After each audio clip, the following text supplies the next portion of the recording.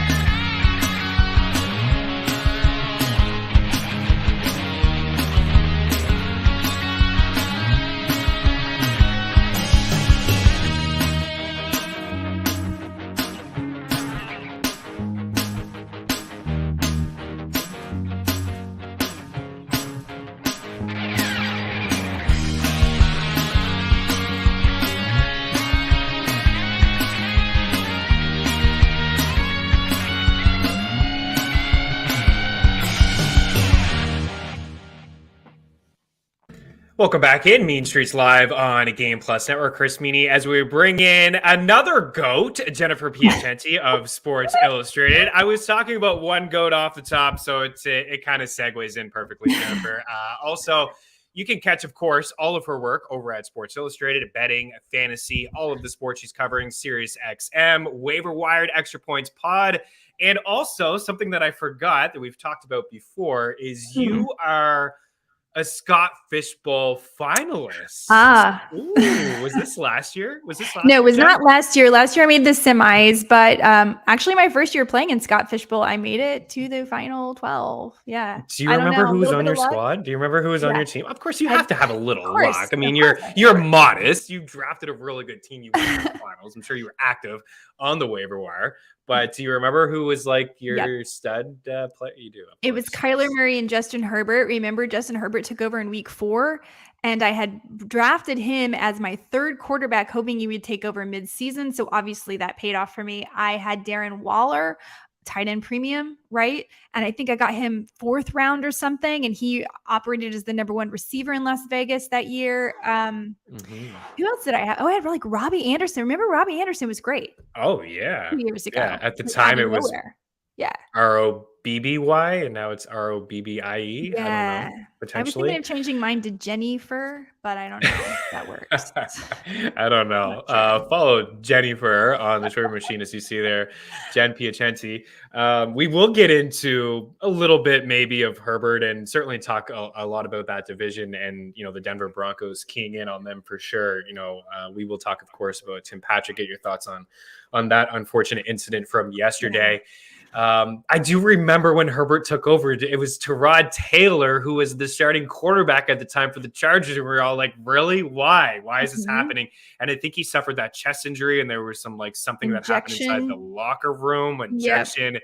And then it was maybe it was Justin Herbert's BFF who was in on that together. I was going to say it was definitely not me, even though I just told you I was not involved in that Scott Fishbowl scandal. Guys, if you have any questions at any moment for Jennifer, leave them here. If you are watching live on our FTN Network YouTube page, we appreciate you. Smash the like button. Daily Handle is saying he's talking a lot here about Vin Scully. We mentioned Vin Scully off the top. Of very, very sad news, to see the loss of Vin Scully. And then a couple days before that, Bill Russell. It has been, the sports world has lost two GOATs here over the past little bit. Do you have any like Vin Scully? I know you're a West Coast girl. Like you've watched a Dodger game or two. I spent most of my time listening to Vin Scully in Texas and New York. And I only moved to the West Coast a couple years ago. And one of the best things about Vin Scully was when I lived in Manhattan, all the games are earlier, but you could put on the West Coast game late into the night, which was like the best thing ever, right? You have your pizza and then like you still got Dodgers baseball or Angels baseball or Padres baseball. And I would fall asleep on the sofa listening to Vin Scully, not because Vin Scully was boring, but because he like lulled you into this beautiful feeling of like, everything's okay in the world, right? I mean, baseball was such a beautiful game. I mean, just listening to him, weave a story and he knew when to be quiet too, right? Oh yeah. He knew when to let baseball just be baseball. And then he knew how to bring the humanity to baseball and the beauty of the tradition of baseball. And so I love Vin Scully. I feel like he's tied to my love of baseball and my childhood. And I'm really sad. I know. Well said. I'm sorry to bring that up to you, on the spot, but yeah, I kind of feel the same as you. I'd put the game on late at night and I'm on the East Coast, but I spent some time on the West Coast, but I'm on the East Coast and it would be super late, but it was always so worth it for me to hear him talk baseball for a couple innings. He always had so many stories. Like he was a guy that definitely, was well prepared for all of his games, but he just knew so much about everybody. Like even a random platoon guy who would be a pinch hitter, he just had like a crazy story about this player, a life story that was like always kind of just, like you said, sucked you in and you were there. And a lot of announcers these days, like after a game-winning hit or iconic home run or anything, they talk over the moment. Yep. But I think he just let it breathe perfectly. You get to hear everything. You hear the crowd. You hear everything. And then he would chime in with, a really good call, like from impossible to improbable, I think, on that Gibson home run call. But yeah, that was, I want to give him a little bit of love and bring him up to you for sure. Speaking of baseball, let's save the NFL for a little bit. Yesterday was wild. The past 3 or 4 days have actually been wild in Major League Baseball. Jen, I'm sure you think that the Padres did win trade deadline, but we do have a board or two here, Tyler, if you want to chuck it up for anybody who missed. So I've added some players in here from, a couple days ago, like Frankie Montas, Andrew Benintendi. Josh Hader was a couple days ago, but you see the top of the board, the Padres were busy in Soto and Bell and Hader. Frankie Montas and Benintendi in there, Luis Castillo to the Mariners, Iglesias, closer for the Angels now in Atlanta. They also picked up Jake Odorizzi from your Astros, Will Smith going to Houston, Trey Mancini from Baltimore to Houston. Also Christian Vasquez. I mean, the Astros just must be nice, Jen, must be nice. It's funny because when you're an Astros fan, you feel like it's not enough and so many people are so disappointed. I'm sure Padres fans feel the same way. No, I'm just kidding. Yeah, we wanted more. I know that there were some Mets fans that were disappointed last night because you saw on the board, the Phillies did a couple things, right? Brennan Marsh is a terrific outfielder, also leads the bigs in strikeout percentage, but Noah Syndergaard goes to Philadelphia. He's definitely familiar in that division. the Braves, talk about the Braves. They were super busy this time last year. Alex Anthopoulos made a bunch of key moves and they went on to win the World Series. Later down the board, you got Molly, Lopez, Eric Hosmer in a bit of a surprising move to the Red Sox. Of course, he didn't want to go to Washington. Right. He was the most powerful man in baseball yesterday. The guy who leads the Bigs in ground ball percentage was the most powerful guy in baseball yesterday. The Dodgers took a flyer on Joey Gallo. I don't think Whit Merrifield has his vaccination yet, but he's going to need it if he wants to play at the Rogers Center. So, I mean, we can touch on your Astros. We can go all over the place here, but really, what stood out to you? We can go anywhere here. Well, I guess the main thing that stood out to me was the Jordan Montgomery trade. All I can think is that they thought they had Pablo Lopez on the line and they pulled that trigger too soon because it makes no sense. And it makes me excited for the Astros. And when I look at these, and I will admit I'm an Astros fan. Okay, you guys can boo me, bang a trash can, whatever. I've heard all the jokes.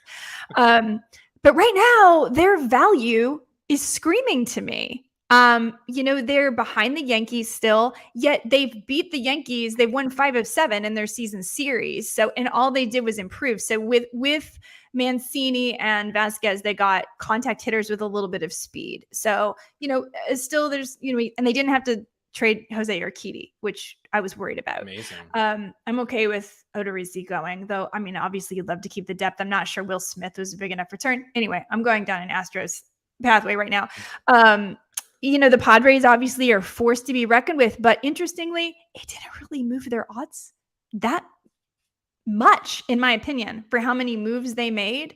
They're still, what are they? They're behind the Mets still. Yeah, Tyler, do you have the odds? I think we have it here. I was just looking. So they're still behind the Mets. The Mets are 650. And do you agree with that? I mean, we saw DeGrom come back last night, but yeah, I don't think I agree with it either. And of course, DeGrom comes back, right? And he's phenomenal. 5 innings pitch, 6 strikeouts, 1 earned run. But in true Mets form, they don't give him any run support, right? Yeah, so it's like, yeah, you have the best pitcher in baseball, but you don't get wins when he pitches. That has to change. So I don't know, because again, I'm seeing this all through the lens of like pathway to World Series. The Astros swept the Mets. So the Mets can beat the Yankees, but the Astros can beat, the Yankees can beat the Mets can beat the Yankees, but the Astros can beat the Mets. So no matter which way you look at it, I keep looking at this. And again, I know I'm an Astros fan, but the value here of them not being favored is just screaming at me. And it's gotten a little less, but Padres, yeah. So Padres, obviously, I don't think they can't win the division at this point. I don't care how good Juan Soto is. The Dodgers are fine. What do they have, a 12-game lead or something now? Maybe it's only 10, but they're not going to win the division, but they absolutely can win a wild card. And of course there's a pathway. It's who gets hot win. But again, the Padres still have to be able to solve the Dodgers ultimately. And then that's the question mark. I wonder a little bit about whether it was wise to go all in on, Hader. Like, was that necessary? I don't know. I mean, you just look at the stats, obviously. This year, he's no better than Taylor Rogers. Obviously, that's not indicative of what was actually happening. But I don't know. They played big for this year. They will have some future with Soto and Bell, hopefully. But they're all in. They're definitely all in. I mean, they're all in for this year. Yeah, I think at the end of the day, the Brewers probably win that Hader deal. I do too. He's going to command some money. They don't have that in their DNA to kind of spend that kind of cash on like a reliever. They've made a lot of trades over the years, and I feel like they're on the right side of most of those trades. And I think long term we'll be looking at the deal and be like, okay, especially if the Padres, don't make any noise in the playoffs, and we're like, they maybe lose Hader, who's got 1 year left and he wants to sign a massive deal, and the Padres are just not going to be able to afford him. But yeah, it is ultimately going to come down to the Dodgers. It always does come down to the Dodgers. You're going to have to go toe to toe with the Dodgers. Hey. And I suppose if you have that series with the Mets, and then you got Scherzer and DeGrom to deal with in, a short series, but also the Dodgers can throw Darvish. Snell's look a little bit better lately. Clemenger's kind of getting into a bit of a groove. Manaea, and if they wanted to just have Hader pitch 2 or 3 innings, like he has done that before in the past. And it is a crazy, I guess we can include Bell as the 4, like Tatis, Machado, Soto, and Bell. That's pretty And then you nasty. still, I mean, did you see they put up like 13 runs yesterday in Colorado with basically their skeleton crew? I mean, it wasn't Yeah, I any of their know. stars. How are they winning without any of I their don't know. stars, With really? Jerks and Profar and Trent Yeah. Grisham and Nomar Mazara, like these guys, what? And no Luke Voigt. They had no Luke Voigt yesterday either. Like, so Yeah. I don't know. Wild. But they're doing it. And I think sometimes it's just about the energy of like, hey, our front office is behind us and we're superstars and we all want our jobs. We all want playing time because we want a ring. So it'll be interesting to see what happens with the Padres because they looked sluggish before the break. I think they were averaging like the fourth fewest runs per game in July before the break. Like they just look sluggish. And I think they got a shot in the arm. Meanwhile, some of these other teams that are in better position, I think they were a little let down. Whether they should be or not is, debatable. But like the I Yankees think, last night, yeah. I think the Astros, Yankees, yeah.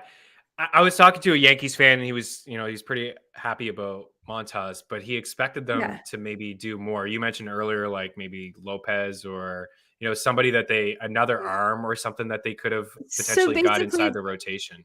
yeah, they shipped off Jordan Montgomery, who was a dependable, third or fourth starter. Yeah. And they got Montas, great, but Montas should be a replacement for Severino, who is like who knows, unlimited timeline for when he returns with the shoulder, and we know he has an injury history. So He's you just took definitely. yourself down as starter, and then you traded for a guy with great defense, but technically he's still injured. He's still like in a boot. Yeah. With Harrison Bader, I get it, better defense, absolutely, and Benintendi is a great pickup. But it is curious. I'm not sure that I can understand why Yankees fans are unhappy. I'm not sure that Montas is enough of a get. A 70-win team unhappy must I be know. nice. Mark Carr's taking shots at my guy, Raisel Iglesias here. Does he even know how to pitch in a setup role? I feel like his mentality needs to be in a closing role. Yeah, I mean, he hasn't had too many opportunities this year with the Halos to close out ball games. But he's been there before. Last year was much better for him. He's pitched in that role in Cincinnati too, but yeah, he hasn't really been on a contender. And has he ever been on a contender? I don't think so. The Reds were contending a couple of years ago, but they really didn't. Like they were more competitive and they made all those moves like Nick Castellanos and they brought in a bunch of players and then all of a sudden they were just kind of, rebuilding again. But what did you think of the Braves? Like the Braves are kind of the team that nobody to me really talks about. They talk about the Mets and the Mets have been leading a division all year. Yeah. But the and Braves I see were people good. like Mets fans. The Mets did I guess they did all of their moves in the offseason, right? Like Marte and Kenya, they did some stuff and Eduardo Escobar. So they were really active in the offseason and maybe they didn't need to be so much here. But the Phillies they got tried something. Yeah, they got Scherzer, of course. And DeGrom is back. So when I tweeted yesterday, the Phillies were making some noise and the Braves made some noise and the Mets are sleeping like Alonso before he's out there at the home run derby. He's just like asleep. That's kind of what the Mets were doing yesterday. But they did get DeGrom back. So that's a huge addition. But how about this Braves team again? I know it's tough to go back to back, but I don't think we can count them. I think that they're the best. They cannot be counted out. And I think their odds are maybe even slightly better than the Padres. And it makes sense why. I mean, look at Austin Riley. The dude is in fuego. He's unfreaking believable. You could get Ozzie Albies back later in the season, postseason. You never know. Like there's so much potential there. And Spencer Strider, hello. Now they may have to manage his innings and I think that's why they got Odorizzi. But you have these kids coming up and pitching like this, you're going to go a long way, right? They got Raisel Iglesias, they got Kenley Jackson, they can close out the game. So they're fine there. We don't have to worry too much about their bullpen. They've got hitters up and down. You've got Ronald Acuna Jr.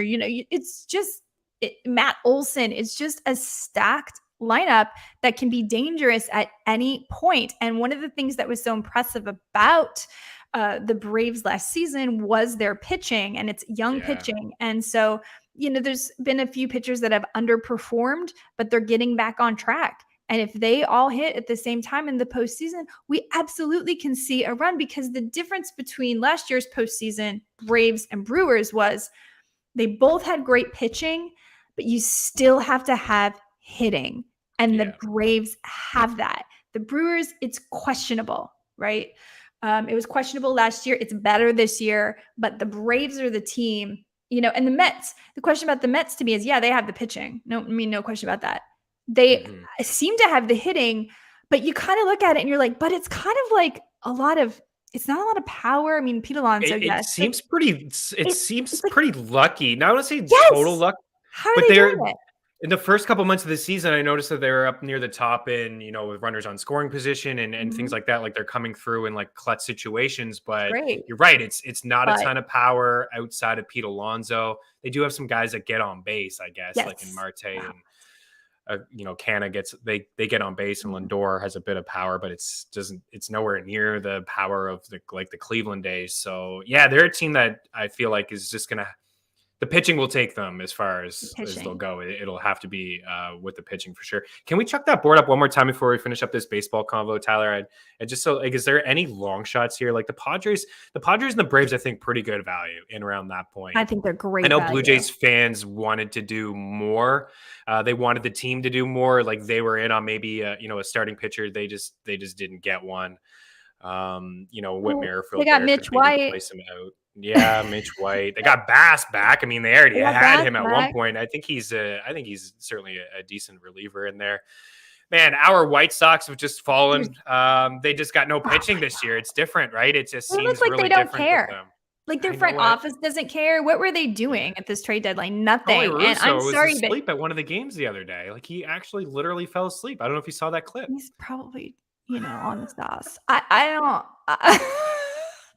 I'm frustrated. And I feel like those kids, like they don't have the discipline and the work ethic and the hunger. Like you look at the hunger for the Padres or the Braves, the White Sox don't have that. And they're so talented. Like they're beyond, but they've got literally a manager asleep on his job, right? I saw a clip the other day. He fell asleep. It was like between the first inning. He literally fell asleep for a quick second. It was even the manager falls asleep watching baseball. We do have to switch gears here a little bit. Mark Hart did bring up, why did the Dodgers trade for Gallo? Can anyone fix that broken swing? I mean, that's just maybe a buy low. We've seen it before, maybe a change of scenery for him. Not a lot of pressure there for him with this Dodgers organization. They have a ton of bats that he could just maybe sprinkle in and get some confidence. It's confidence can go a long way for a player. And we've seen him at moments, even with an average floating around 200, be one of the hottest hitters in baseball for stretches. I think he could, get close to that again. I feel like they had absolutely nothing to lose. He's not going to cost them. It's not like he's taking an outfield spot away from somebody else. He's there. He can be a platoon bat. They can use him in situations. He is a good defender. I mean, the Dodgers are so stacked. Why not? Yeah, I agree. Why not? We will break. I think Iglesias Mark is probably just better suited for that setup role anyways behind Kenley, right? And less pressure for him. And he is a good pitcher despite this year with the Angels. I think he's a good pitcher. So. I think we need to remember that Kenley Jansen does have some possibly chronic heart issues, which he may need to take care of at certain times. And it is very smart for them to have that insurance policy if they're serious about a postseason run. So I really like the move for the Braves. Good point. I think there's a little bit of value in the Brewers, but I gave the Brewers at the start of the season as like a World Series pick for me. And the fact that the Dodgers Dodgers obviously are amazing. The fact that the Padres improved and the Mets are good and the Braves made noise is not great for the Brew Cardinals. Crew. The Cardinals. They're kind of like the Cardinals to win the division too. I mean, again, I'm talking long shot. We're talking long shots. But the Cardinals can get it done. I was just thinking at the start of the season, like Burns and Woodruff and Peralta, who's making his return today. Like that's a nasty three that could work out. But they don't really have the hitting. They don't have the hitting. We got a break. There's a lot of baseball talk here. Sorry. Padres were winners. No, it's good. Padres were winners. Mets maybe losers, but we'll see. Give a little bit of love to the Braves for sure. We like the Braves on this show. And your Astros are going to be there, of course. There's just not a lot of value there. But everyone counted them out. Can you believe there's more value than with the Yankees? I guess. Everyone, this is the year Seattle or LA will win the division. Not likely. It is I wasn't on that train. Again, very, very powerful squad. Okay, we'll take a quick break and we'll talk about a powerful division here next on Mean Streets. Keep it locked.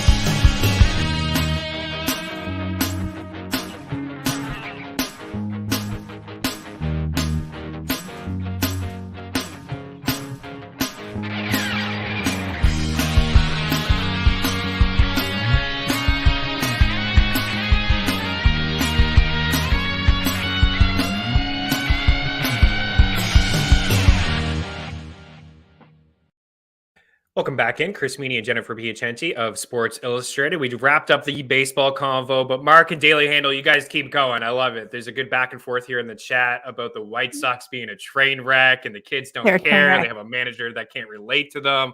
A little totally agree. Bedtime. Yeah, I agree too. And I believe you and I have talked about the White Sox so much. We used to do a show together where we gave some MLB picks, and it was always like White Sox. But like, Lynn and Giolito look like they've taken steps back this season. Oh my God. And unfortunately, I target them in overs all the time. I'm like, Giolito's pitching, take the over. which wouldn't have been the case like last year.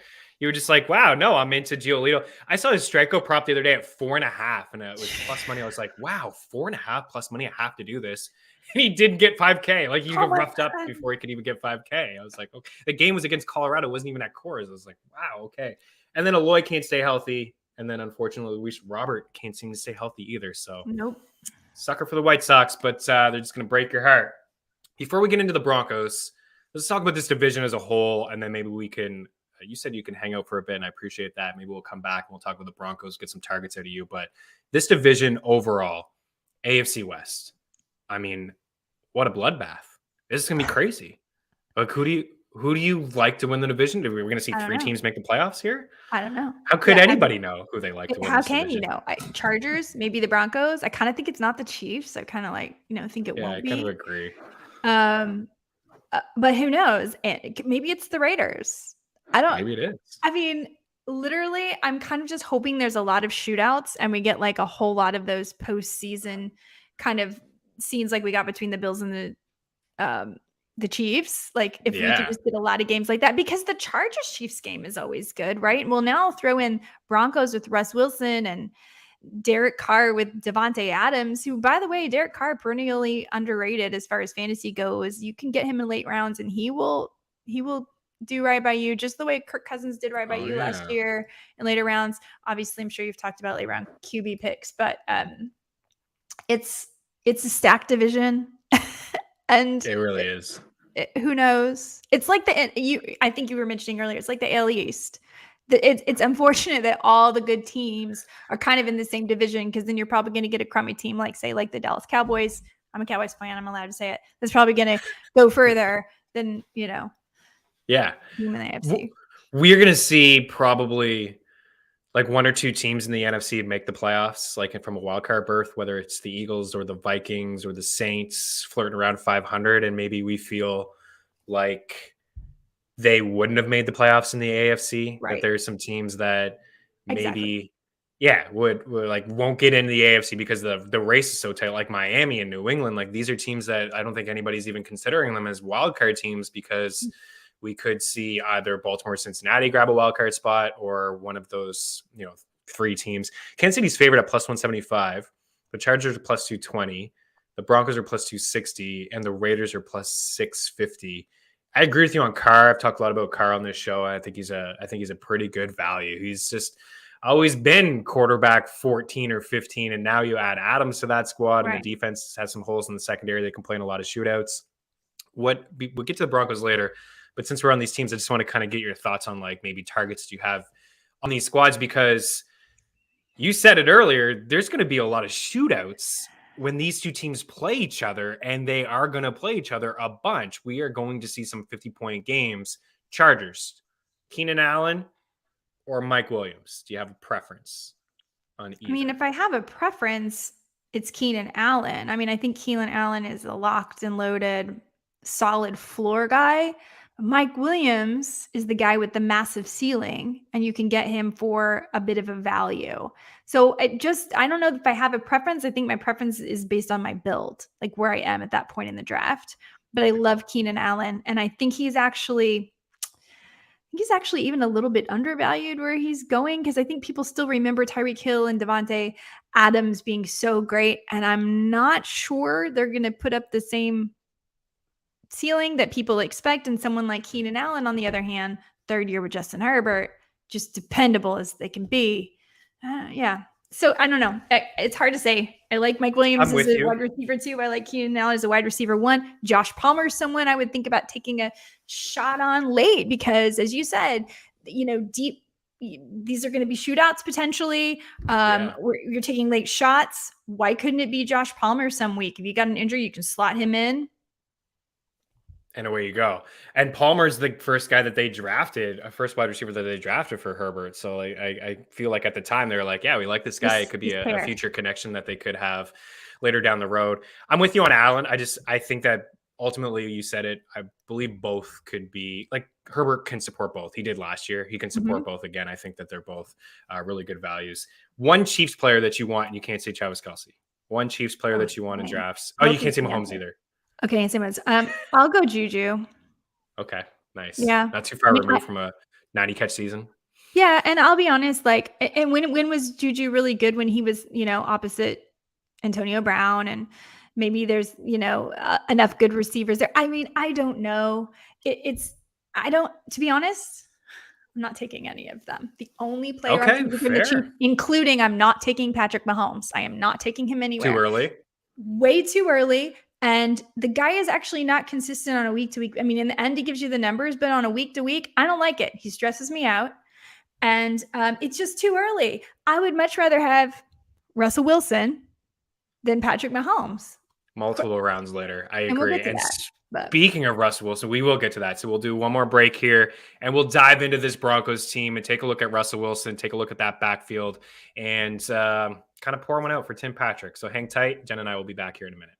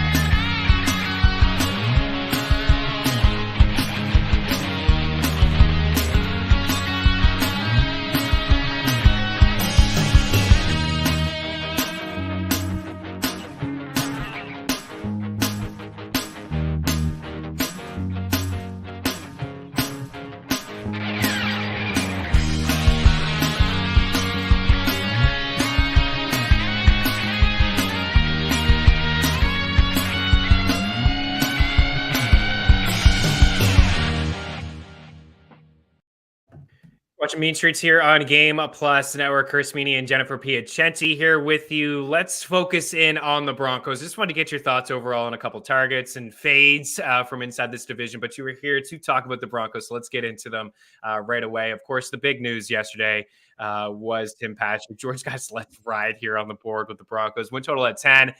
Prop shop, get the best possible odds. I've seen some 9.5s. I've seen some 10.5s at plus money, really juiced to the over at the 9.5. Plus 850 to win the conference, plus 270, as we mentioned earlier, to win the division. I put wildcard in here because there is some value for them to be a potential wildcard team here.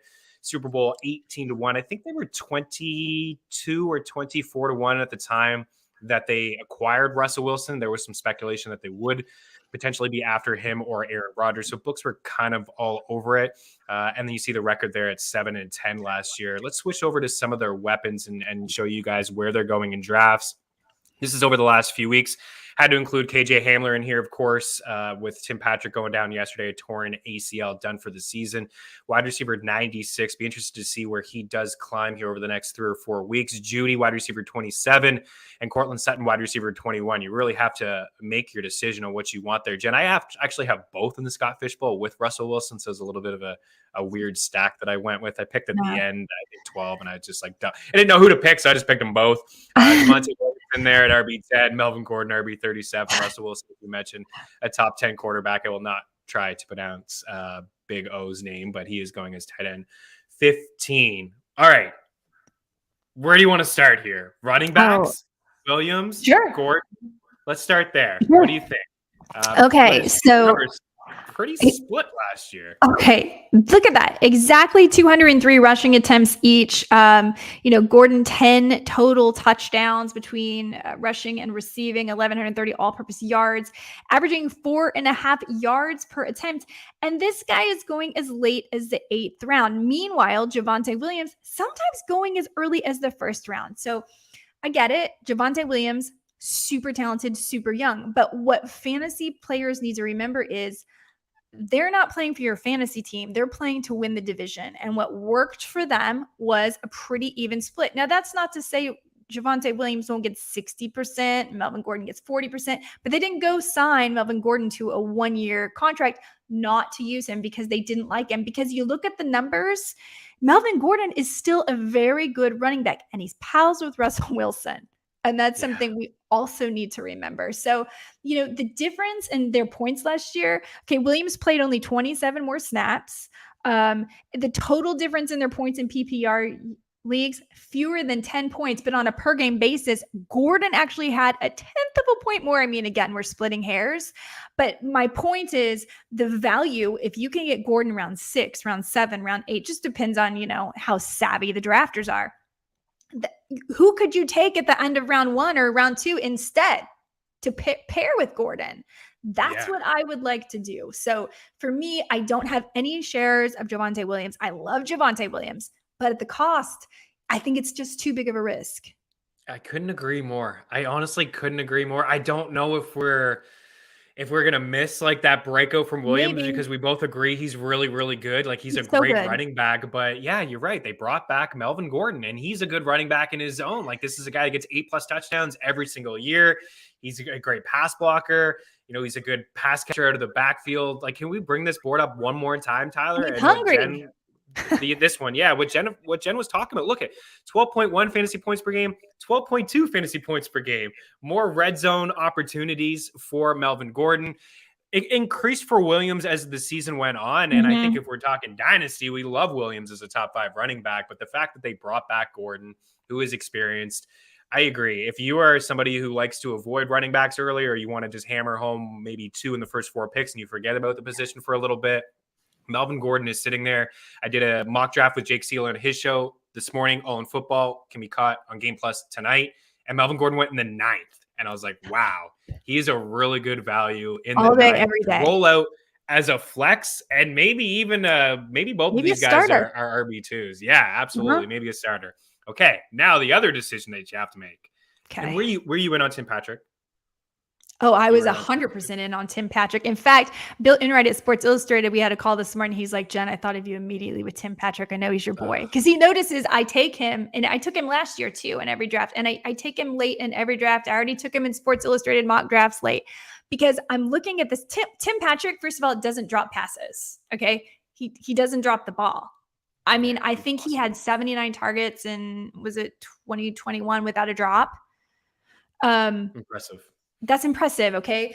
And we don't know who Russell Wilson's going to go to yet, right? We don't know. But it would make sense that Tim Patrick could be a good target for Russ Wilson. The profile fits. And he's free. So we're all betting on Jeudy and Courtland Sutton, both of whom have had injury issues. And then Tim Patrick's right there. And until now, didn't have injury issue. By the way, can we talk about what the heck is going on in Denver? That every season, one of their guys gets a torn ACL. Is the turf bad? Oh, yeah. Hamler and Sutton too, right? Yeah. Yeah. So guys, what's wrong? Is your conditioning team no good? Because that's a problem. It's a big It is problem. a problem. And I don't know, like, I'm not sort of feeling the same sort of vibes with KJ Hamler as I did with Patrick. Like, you Me just talked about neither. Patrick, like, his hands are so good, big body, led the Broncos in end zone targets, could have been Russell Wilson's favorite guy. We don't know that it's completely Sutton or Jeudy. Like, a No. lot of people were wondering last year, is it going to be Woods or Cup? And it was clearly Cup. Like, we just don't know when there's new quarterbacks go to these different situations and who they're going to feel comfortable throwing that ball to. But we only have like maybe 45 seconds or so. I actually wouldn't mind keeping you for one more segment Yeah. just to get like one Let's do it. target out of you. Yeah. But if you want to just go for like 30, 40 seconds on Jeudy or Sutton, maybe both now with the injury, do you have a preference between either? Judy's a better route runner. I get it. Sutton had a 34% share of the air yards last year, and his ADOT is more. So I'm going Sutton if I'm picking between the two. He also just has a little bit more of an actual NFL track record than Jerry Jeudy, even though Jerry Jeudy has all the talent. It could be either. I mean, who knows? It could be both. Look, Burrow supported Higgins and Chase. Exactly. Dak Prescott can support Dalton Schultz and, CeeDee Lamb and whoever, right? It can happen. I mean, Lockett and DK Metcalf were both eating in Seattle, a run-first team that didn't trust Russ Wilson. So, and I can go into Russell Wilson more and why I think he's just a screaming value. But well, hold that thought. We'll break and we'll do one more. You can talk about Russell. And what I will say on the way out, I think Sutton has the higher ceiling. He was inside the top 10 in deep targets and deep target percentage of his targets that went at least 20 yards. And we know Russell Wilson with that accuracy and that deep ball that I'm sure Jennifer's going to talk about. One more quick segment. I appreciate you so much. We'll be back here in just a minute or two. Hang tight.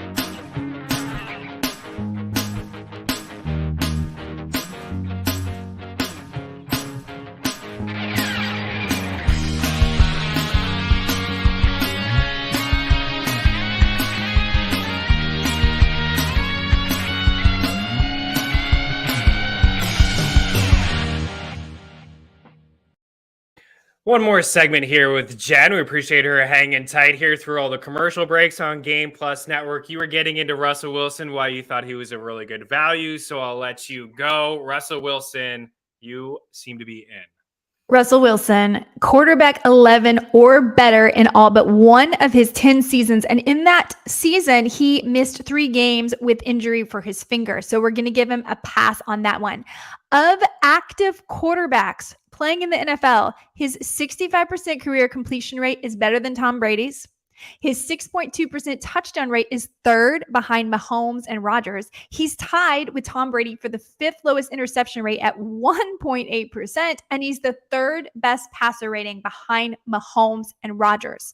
And he played formerly for a run-first team. Now we've got him in Denver, right? He's got a new lease on life, and he's going to be with Nathaniel Hackett, who was the OC that basically led to the Aaron Rodgers resurgence, right? Back-to-back MVPs for A-Rod. We all kind of had written him off like he's okay, whatever. And then he goes, beast mode. Now we've got him with Russell Wilson. I just think the sky is the limit here. Now, I don't think he can bust, right? Where you're getting him right now, he's not going to bust. Unless he gets injured, right? But that's free player. He's not going to bust. All he can do is give you more. I really don't think he's gonna bust on you in that situation. Look at his weapons, right? I am a little bummed about Tim Patrick. That disappoints me a little bit. But he even has a better running back room than ever before, which is only going to help him. Yeah, exactly. And both, as we saw earlier in the last segment, I mean, both backs can catch. They're going to get probably 80 combined catches between the two. And they don't target the running back in Seattle at all. No, never. I know all those times like Chris Carson, like get this guy some catches, and it just wasn't the case. I mean, I mean, that checked a lot of boxes there for Russell Wilson. I totally am in agreement with you on everything that you said about this Broncos team. It's too bad about Tim Patrick, unfortunately, but who knows? Maybe they're a player for Will Fuller. We haven't really heard Will Fuller's name in a long time. I know he only has moments in the NFL. Imagine like as a deep threat guy on the outside, inside this offense, like that potentially could happen as well. T.Y. Hilton is another guy, just like a veteran wide receiver that you could sprinkle in here and there. I love it. We got to get out of here. Unfortunately, we probably have if you wanted to just throw one name out of a target, am I putting you on the spot? Oh, one name that you have a lot of shares of or that you love. Matt Ryan, ladies and gentlemen. Let's go. Alec Pierce. 20, come on. Or Paris Campbell. Alec Pierce or Paris Campbell. I'm taking one of those guys both. Going to step up. One of them's going to great value. My Scott Fishbowl, I have all three of them: Pittman, Pierce, and Campbell. Oh wow! Look at you. I like it. I'm not missing out on the Matt Ryan connection. It's happening. It is happening, friends. It's happening. Do not miss out on all the work Jennifer Piacenti does over at Sports Illustrated. Catch her on Sirius XM Radio as well. I appreciate this so much, Jen. My we will pleasure. Talk soon. Good luck to your Astros, even though it does really. I'm sorry. That they're trash cans. All right, we'll see you later. I got 2 MLB picks here to round out Mean Streets. Keep her locked. Thank you so much, Jen.